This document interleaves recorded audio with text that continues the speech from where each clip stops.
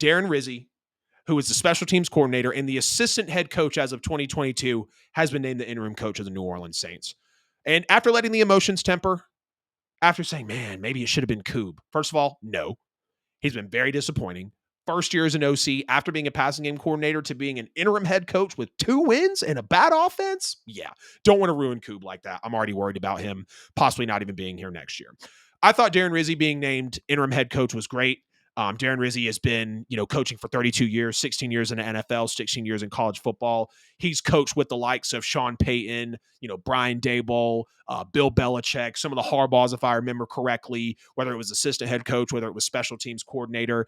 And I just think it's an overall solid move. What a lot of people don't think about is special teams coordinators actually have a relationship with everybody on the team, because a lot of people that come in when they're fighting for a roster spot, they go and play on special teams. And a lot of the younger players end up getting their licks from being on special teams. That's literally how Taysom Hill came to be what he is. Sean Payton just loved what he was seeing on him from the Packers on special teams, pulled him, obviously did some crazy stuff for him, and the rest was history.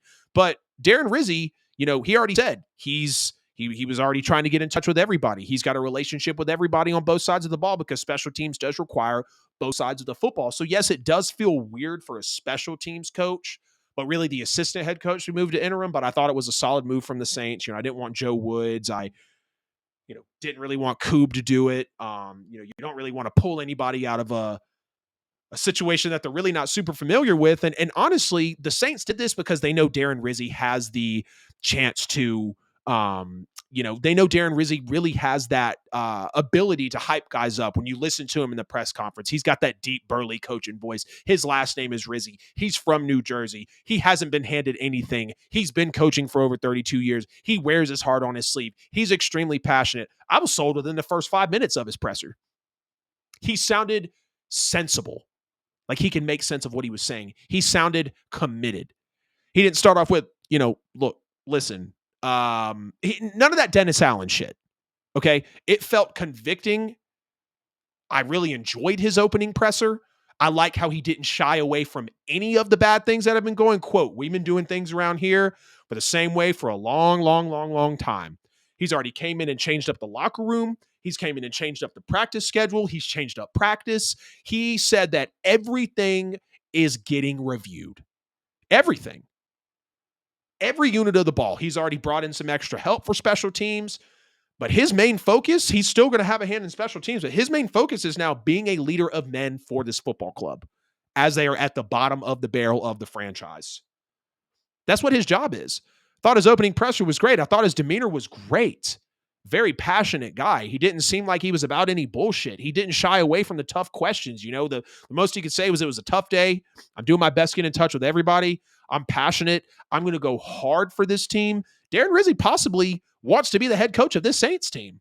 He really does. And if there were to be one person in the building that maybe I would consider, barring what he does in this interim, it would be Darren Rizzi. Darren Rizzi, probably the sole reason of he's only been here since 2022. So it was the tail end of the Sean Payton days. So there's, it's not like he's super, since 2019. So it's not like he's super ingrained into that Sean Payton, Mickey Loomis era. Even though, yes, he still is a part. We'll get a little bit into it on Friday about head coaching candidates for the Saints and what I want to actually see out of them in their next head coaching search, which Mickey Loomis isn't focused on, and I don't blame them because you can't really focus on that until the season's over. But I thought the Saints did a good job naming this guy interim coach. Again, passionate, nothing handed to him, relationship with everyone on the team. This is going to be a guy to ignite our players. This is going to be a guy to actually stand on the sidelines and just have some fight in him. He agrees that the way that the play calling was going in the last couple of games was just absolutely atrocious. He said he's going to let Kubiak continue to run the offense. He's going to let Joe Woods continue to run the defense. He's not coming in and trying to really micromanage anybody, but more be a leader of this team. Stop Cam Jordan from walking away in the tunnel. Get us off a 7-game losing streak. Make these guys want to play with the fleur-de-lis on their helmet again. But it is a little bit of a double-edged sword because, I want to see my team rebound, okay? I don't want to watch my team go 2-15, 5-12, 6-11, whatever the hell it is. So it's a double-edged sword. Well, let me take it back. I always want what is best for my team. We're at the bottom right now, so all we can do is go up. So that means we're looking at the future. So do the Saints rebound somewhat and play harder to win just to stick them with another, 12 to 18th draft pick or whatever? If they manage to get to, I don't know, 7-10, maybe 6-9. I mean, I think the Saints can only win maybe 3 more games this year. So hell, maybe we're still rocking with a top 5, top 6 pick at 5-12. Or, and I've never said this, I'll admit, guys, it's new territory for me being this slow after being a contender. Yes, I remember the Aints years and the bags on your heads and Katrina and all that stuff. I was born in 97, so anything before that with the Saints, don't really recall unless it's highlights or articles on the internet. But being this slow, it's very new to me because now I'm very cognizant of the game. I wasn't, super covering the game like I was obviously back when I was 9 and 10 years old when the Saints won the Super Bowl and, in the late 90s, early 2000s before Drew Brees and Peyton came in. So this is new territory for me. And I say all that to say I'm not used to saying my team should tank. But I've said it before, and I'll possibly say it again. Do we need to keep losing to get a higher draft pick in the future? That just doesn't feel right as I say it. I'm not going to root for that, but I do want a higher draft pick in the future. If we go out and play our asses off for the rest of the year and are just managing to scrape up 4 to 5 wins, great. I'd love to beat Atlanta fresh off of a head coach firing, stopping them in their tracks just to piss them off a little bit within the division since they're undefeated and possibly see what we can do, keep them from sweeping us. But I don't want to get into this 12 to 20th overall pick in the first round. Yeah, you can still find some talent. I don't know about the quarterback class for next year, but I do like some of the quarterbacks that are coming forward this year. And, here's also the other thing. I don't trust Mickey Loomis with this rebuild. I do not want Mickey Loomis anywhere near this rebuild as a New Orleans Saints fan because he's going to have a process in the draft. He's going to have a process in evaluating players. He's going to have a process in the contracts. I don't trust Mickey Loomis with a top 5 pick. I don't trust his front office with a top 5 pick. I think, shout out Ross Jackson for Locked On Saints podcast on YouTube. I think if you get a top pick this year, you hold up a big ass for sale sign in the first round and you collect a slew of picks, move down, move on in the rounds, and just stockpile the picks because it's official. The rebuild is starting. The Saints are slowly getting the poison out, shelling out these bad contracts, and you have to get younger and less expensive.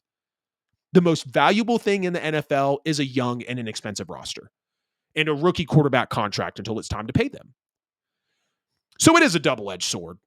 I want to see my Saints rebound, play with some grit, look like they haven't quit on this team because, Darby, I told you this before I got on the show, and it's so true. The Saints, it's been a hell of a year for the Saints. You come out 2-0, you look like world beaters. You get hurt in game 3 against the Eagles, and you lose. You have injuries to your quarterback. You have injuries to the entire team. You go on a 7-game losing streak. You lose to the Carolina Panthers. In the midst of that, you lose to Sean Payton, who came back home on Drew Brees Hall of Fame night in the emptiest stadium I've ever seen as the Saints get schmacked 33-3, and they go on a series of blowout losses. Then you re-sign Kamara in the midst of all this, aging running back. Still respect him. So grateful that he stayed with the Saints. And now your coach is fired, and you've traded a premier position in Marshawn Lattimore. And now you have an interim head coach and your special teams coordinator. So, and your assistant head coach. It's been a hell of a year for the Saints. It's been an absolutely crazy year. So, yeah, it would be nice to see them have some fight. But I still want to look forward to the future because that's all we have at the moment. And I'd love to get a higher draft pick, trade it down, because I don't want a quarterback behind this O-line.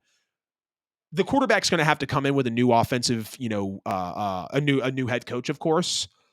But I just don't want Mickey Loomis any part of the new Saints regime. I want him as far away as possible, truly.